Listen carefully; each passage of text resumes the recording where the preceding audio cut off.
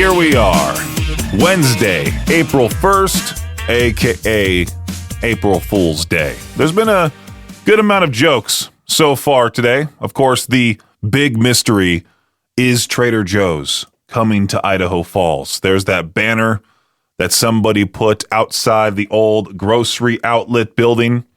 Somebody posted about it in the Life in Idaho Falls Facebook group.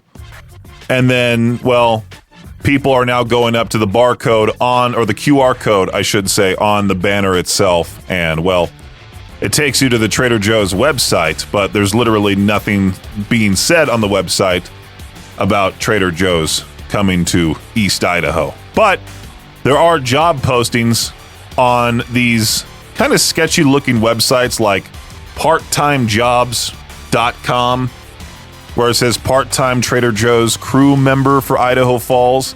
And I think there was one for Pocatello as well. It would be absolutely awesome to have Trader Joe's finally come to the area. I'm still skeptical, obviously. There was a prank that Star from down the hall tried doing this morning. I saw it from the start. She put an old Krispy Kreme donut box in the break room. Not old looking, just she must have had it held. She must have been holding on to it for this day in particular, because she emailed everybody saying donuts in the break room to go along with your coffee and energy drink. I'm like, wait, it's April Fool's Day. I know there's something up here. So I went to the kitchen to just put my yogurt in my bowl and everything, put the blueberries and granola in my bowl. Didn't even touch the donut box. And then a short while later, Jeff comes down the hall and says, hey, did you guys eat any donuts from this box? I'm like, it's a veggie tray, isn't it, on the inside? And then he admitted to it, yeah, it's a veggie tray on the inside. So we opened it up, and sure enough, there was celery, broccoli, peppers in there. I actually had a few of those quote-unquote donuts. Again, don't trust anything on April Fool's Day. It was on this day 1 year ago that I disguised myself as Brenda Pear, which should have been pretty obvious, but there were still a good amount of listeners that were like, wow, she sounds hot. Who is this new girl in the afternoon? I'm like, it's me with the power of AI. I have a little clip here from when my dad called into the show. I called him prior and said, hey, Dad, could you pretend you're talking to someone else, even though you're talking to me? And then I'll take my own voice file, put it through the AI again to disguise myself as Brenda Pear. And it sounded pretty authentic. Here it is right here for you. What's funny is that Peach's dad is actually calling in right now. K-Bear, how's it going? Doing great. How about yourself? Oh, I'm doing fantastic. Thanks to your son, I'm actually able to take over for the show for the day. Oh, you have a great voice, Brenda.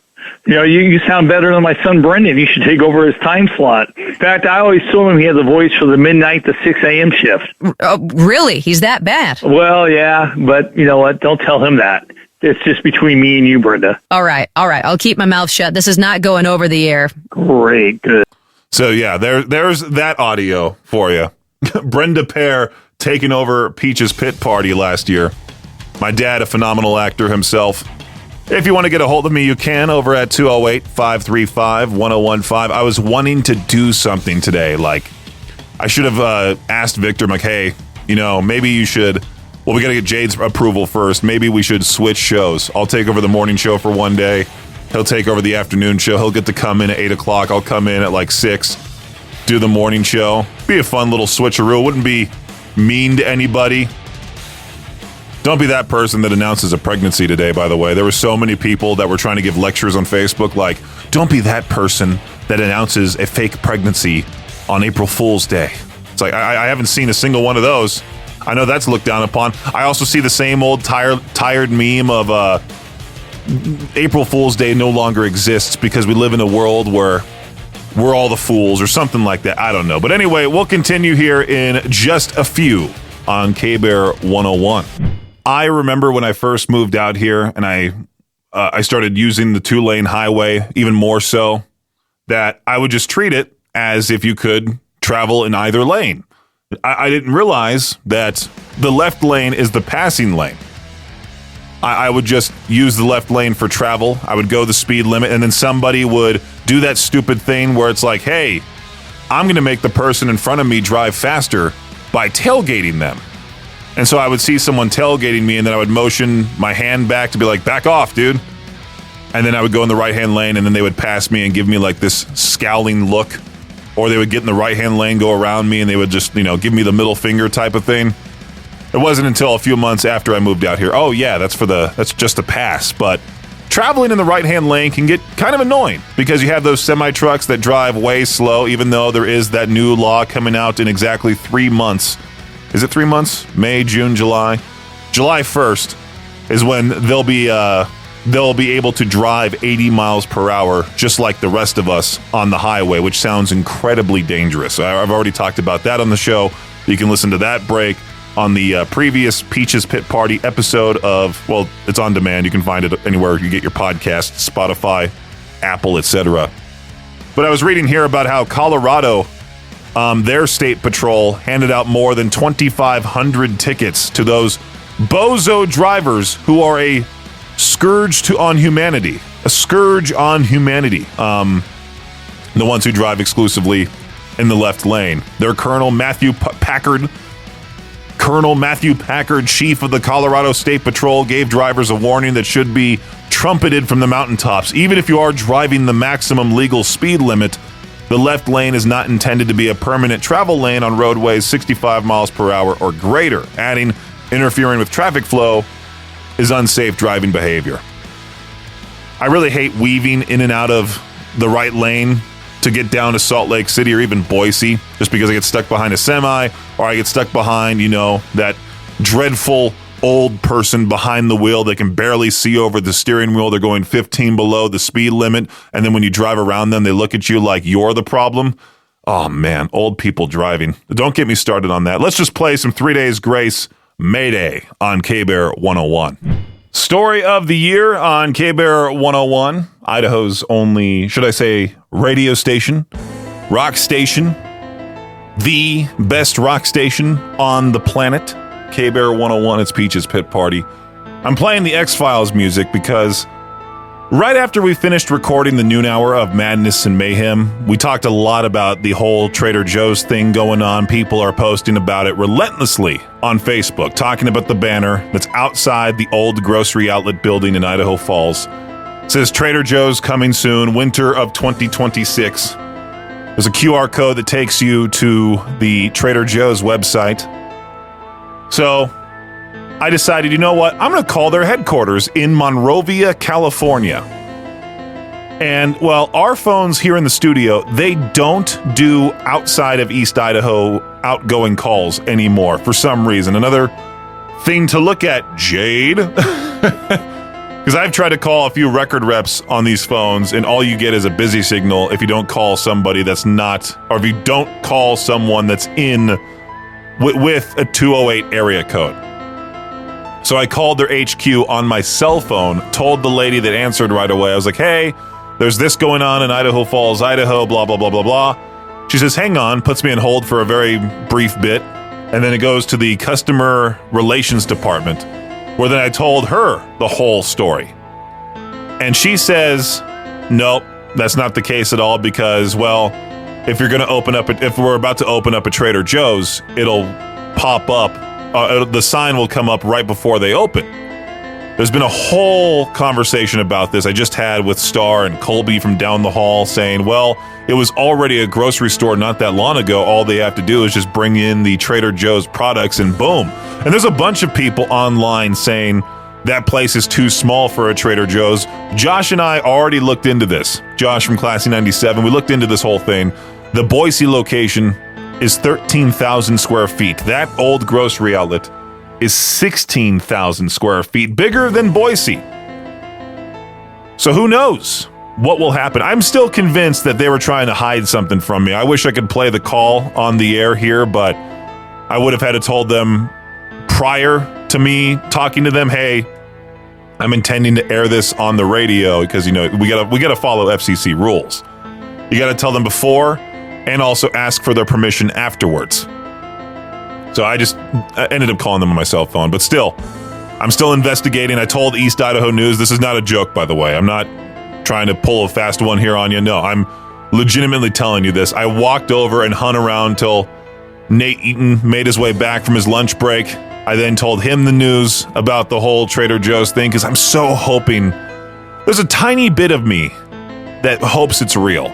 Obviously, I know the banner pops up on April 1st. I don't trust anything. Very similar to what happened earlier this morning when Star sent out that email saying, hey, there's free donuts in the break room. A Krispy Kreme box pops up. And I knew Star hadn't been to Krispy Kreme or Salt Lake City in quite some time. And I knew if you opened up the box, there'd be vegetables in there. Sure enough, there was. So I grabbed some celery and carrots. I enjoyed the quote-unquote donuts. But if I do receive any update at all about the Trader Joe's banner, I will certainly let you know. Or if you want to let me know, 208-535-1015. Peach's Pit Party on K-Bear 101. You ever see an April Fool's Day prank and, well, you actually wish it was true? Well, I mean, besides the whole Trader Joe's thing, obviously, but I saw this post from the Salt Lake City International Airport. This is their official Facebook page. This is obviously, I want to say beforehand, obviously an April Fool's Day prank. I don't want somebody to think that I'm reporting fake news here. Salt Lake City International Airport is launching a pilot program introducing complimentary dirty soda at select water refill stations throughout the airport. The phased rollout will begin in Concourse B with plans to expand based on passenger feedback and demand. Travelers can customize their beverage with a variety of popular flavor add-ins and enjoy Salt Lake City's signature Pebble Ice. This initiative is part of the airport's ongoing efforts to enhance the customer experience while highlighting a beloved regional staple. Passengers are encouraged to share their favorite combinations as the program evolves. Learn more here, and it's a link to a YouTube video, which I'm assuming it's a Rickroll, right? I wish this was true. Imagine that. I mean, couldn't you see that being a total Utah thing? Why doesn't the Idaho Falls Regional Airport actually add this stuff? Why not? Huh? Seems like a great idea. Let's do some Rob Zombie here. I'm a rock and roller on K-Bear 101. Again, that was fake news that I just talked about. The NFL is trying to boost the appeal of the long-running HBO series Hard Knocks. For the first time ever, the league has picked their Hard Knocks training camps two seasons in advance. The Super Bowl champion, Seattle Seahawks, will be covered this year with New England Patriots covered in 2027. It's the first time that either team has appeared in the documentary series. I myself am a huge fan of the series Hard Knocks. Can't wait to watch it. Haunted by the ghost of the 2012 Fail Mary game, the NFL has approved a new safety net policy to give the replay command center in New York unprecedented power to fix missed calls. With a potential referee lockout looming for 2026, the league will now allow offside officials to literally throw the flag from 1,000 miles away, correcting clear and obvious penalties like roughing the passer that replacement refs might miss on the field. This new setup pretty much turns the New York headquarters into an all-seeing eye in the sky, ensuring that if we do end up with replacement refs, their mistakes won't decide the final score. Remember the 7'9" Florida player? Is it Olivier Ryu? Is that how you say his name? I thought it was Oliver Ryu, but no, there's an extra I in there. Olivier Ryu. Last year, he became the tallest player to ever score in a college basketball game, but he was mostly stuck on the bench for this entire season. Well, now he's on the move. Ryu announced that he's hitting the transfer portal in hopes of finding a team where he'll be able to play more and that will game plan for his height advantage. Again, a guy who's 7'9", a whole foot taller than me. It's ridiculous. I watched a YouTube video of a day in the life of Olivier Ryu. It's quite sad. I mean, I think I get all the tall jokes. This guy is getting every single person to take a picture with them, everything. Anyway, that does it for your Shot Clock Sports Update right here on K-Bear 101. K-Bear 101, all this week, we are giving away tickets to Hairball, which is the tribute show. It's a pretty spectacular tribute show. They're bringing the Balls to the Wall tour to the Mountain America Center Saturday, April 4th. Coming up soon, as a matter of fact, 3 more days. Full-on 80s takeover for this. Fire, lights, spot-on tributes to legends like Van Halen, Kiss, Queen, all in one night. Now, here's where it gets fun. because we're going full Aquanet with this thing. I learned what Aquanet was from our resident old radio DJ, the Justin Pierce of 105 The Hawk. At any random moment, you might hear the sound of a hairspray can and a hairdryer. Yeah, we're serious about that. The second you hear it, be caller 15 at 208-535-1015. And those tickets, they're yours. Hairball Balls to the Wall Tour. I just love saying that. The Balls to the Wall Tour. Coming to the Mountain America Center April 4th with K-Bear 101. Listen extra carefully. That sounder might be coming up here soon, as a matter of fact. Here's Vanna with Pray. All right, so I have something to admit here. I have always thought tumbleweeds were just something they put in movies, TV shows. I didn't think they were real because I grew up in Southern California where they don't exist. And then when I moved out here, like the very first week I was out here, I saw a tumbleweed and was like, whoa, what? No, it wasn't even my first week because I moved out here during the winter. It wasn't until the snow cleared out, became springtime in 2021. I was driving somewhere on the highway, maybe even around town, I think. But I remember the first time ever seeing a tumbleweed. I was like, whoa, these exist? You know, they're relatively small. They're normal sized here, right?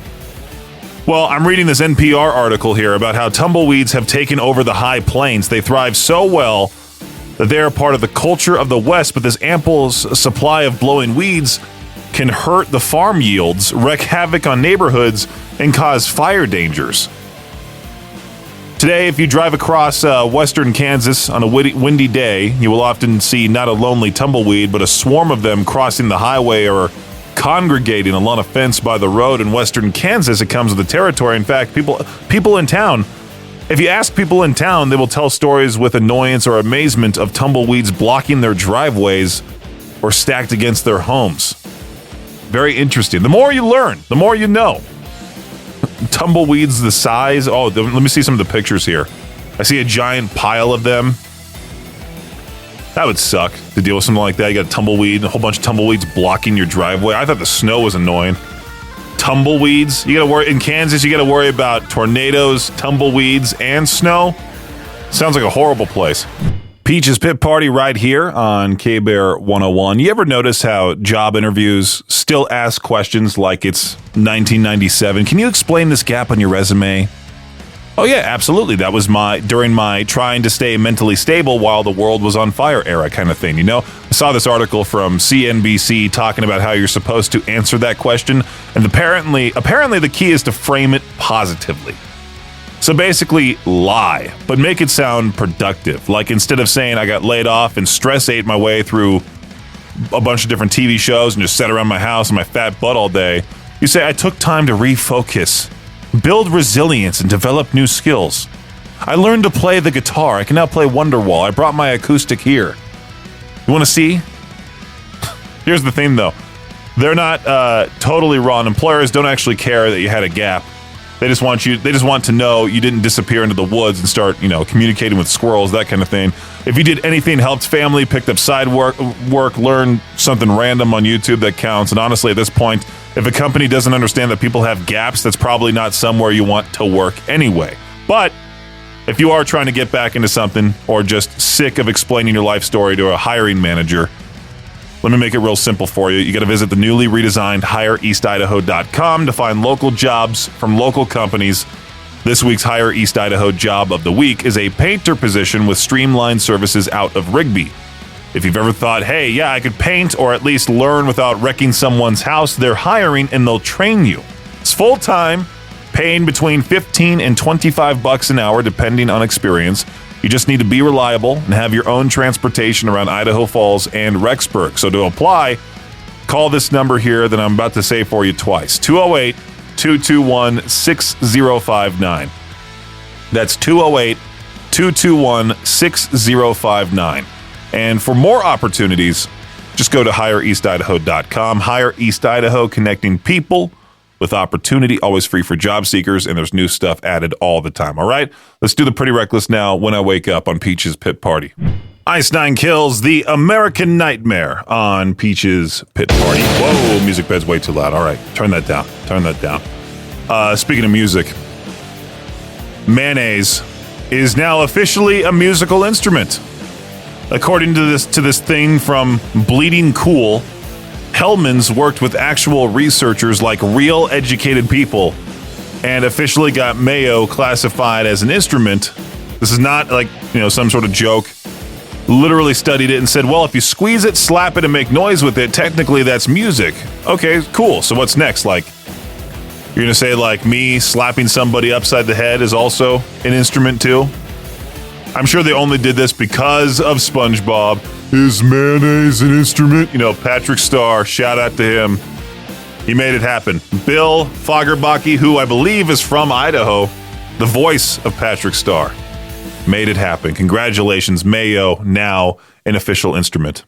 Well, I think it's just fantastic that the subreddit that I usually go to for the weird news stories for April Fool's Day, they switched over to Not the Onion, now a food subreddit for people with onion allergies. I was wondering why exactly these different articles were popping up, like boiled potatoes, Swedish pickled herring and mustard sauce without red onions or chives, salt cake recipe, faux onion soup. Oh boy. Chicken with 40 cloves of garlic. But I still love how people are still sharing news stories. Even though somebody shared a article that was from over a year ago about the Houston man that sued Whataburger for allegedly putting onions on his burger. Oh, no, I see. Because they're going out with the... Okay, never mind. Intellectual humor. I understand it now. Anything else in this subreddit that I should talk about? Wire bags of Big Mac sauce washing up along the Bay of Fundy. Is this a legitimate story here? Oh, yeah, it was posted yesterday. Empty bags of Big Mac and McChicken sauce have been washing up along the Bay of Fundy recently, and local residents are not loving it. Karen Jenner frequently walks along the shoreline to pick up garbage, helps clean the beaches.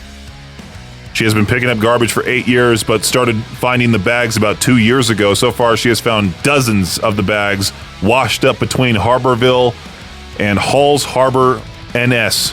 Okay, well, what if she finds out that McDonald's just dumping everything? Just dumping all their stuff. Oh, this is a lame news story to talk about. I mean, who cares?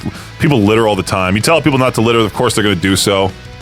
I feel bad for chucking my fruit out the window when I was driving to Boise last weekend. I was eating those white donut nectarines. Have you seen these things? They're shaped like donuts, but they're actually nectarines. You can get them at Costco. My girlfriend and I bought like two of those packages. We might need to go back there today and go get some more before they sell out. Those things are delicious, man. I was eating one of those and I got to the pit and I'm like, well, I don't want to throw this wet fruit center in my car trash can and have it stay there until I empty my trash can when I need to fill up on gas. So I just rolled down my window, chucked it outside. Fruit is biodegradable, all right? Let me look that up before I even say anything else. Nectarines, are they biodegradable? Let me see here. Yes, nectarines are biodegradable. As a natural stone fruit, both the flesh and the pit will break down over time, though they behave differently in a compost pile. It's safe, all right? I didn't litter, okay? I was basically like throwing what was already in the dirt before back into the dirt, I think. As a guy who's played video games since I was 7, 8 years old, my very first system was the GameCube. I know, I'm a young one. Was born in 96. I was gifted the GameCube by my parents. The very first 2 video games that I ever had were Crash Bandicoot and The Wrath of Cortex. I think that was the official title. And the other one was SSX Tricky, the snowboarding game, which was so much fun. I wish I could properly know how to work an emulator on my PC so I could go back and visit some of those games from way back when, because trying to buy a GameCube and those GameCube games now would be absolutely awful. But I came across this question. Gamers 30 plus, I turned 30 later this year. What's something from the old days of gaming that younger players would not understand, like buying a game based on only the box art? I think I rented a few games from Blockbuster because of that. I would see some of these titles. I would see some of these box arts. Box art? Boxes art? I don't know. Box arts. I would see the box and be like, that seems interesting. Sure, let's go with that. Getting game demos from gaming magazines. Getting game demos with your pizza. Never went through that. It's a tad bit older than me. The amount of stuff you got inside the box with your game, instructions, lore, artwork, physical keys to in-game puzzles, even a blank page for notes, cheat codes. I just remember the instructions being on the inside. That's all I remember. Seeing some, maybe a code later down the line, but I really hate it. Everything's just so digital now. Really, I do. I hate to sound old school and analog and all that, but I really wish that everything was just back to being physical and you could own the game. You could, keep it forever. Oh man, that sucks. Having to switch through like 6 different floppy disks one by one to install a game. Never had to go through that, thankfully. I was hearing Josh from Classy 97 that brings up a similar subject. Josh from Classy was talking about how the young people in radio have it easy because back in the day you used to have to change carts and all of that. Do actual work instead of just using the computer in here. This magical thing called Next Gen that's just downright awesome. Technology is great. In most ways, technology is awesome. Makes things a whole lot easier. Let's play some Foo Fighters right now. Your favorite toy on K-Bear 101. All right, here we go. Today's What the Headline. A zoo in Albuquerque. I always found that name to be quite fun, Albuquerque. It was supposed to open this week, but they had to hit pause because one of the elephants said, you know what, I'll see myself out. This happened at ABQ Biopark. This 52-year-old Asian elephant named Alice just casually broke out of her enclosure. She went for a walk. They found her just strolling down a public walkway like she was late for brunch, and I love how officials are like, don't worry, the public was never in danger because, well, nothing says safe environment like, oh, all of a sudden there's an elephant in front of me, and who knows what could happen. A free-range elephant. Elephants are rather smart, okay? As long as you don't hurt the elephant, I think you should be fine, right? Well, I'm not a safari guide. I'm not a zookeeper. I just know elephants are extremely smart, and if you abuse them, they're going to unleash wrath on you. There was that one story about that one lady who died because she was trampled by her pet elephant or something like that. I remember this from a long time ago. She was trampled and she was killed by the elephant, and then the elephant showed up to her funeral and trampled her then too at her own funeral. Imagine attending that funeral just out of nowhere. This elephant comes out of nowhere, starts stepping on the person. Oh, it's the most metal thing, but it's awful at the same time. That's today's What the Headline right here on K-Bear 101. Thanks for listening to Peach's Pit Party, the podcast. If you enjoyed the show, please share, subscribe, and rate the podcast. Peach's Pit Party is hosted by me, Peaches, a.k.a. Brendan Peach, and is a production of Riverbend Media Group. For more information or to contact the show, visit riverbendmediagroup.com. Until next time, Peach out.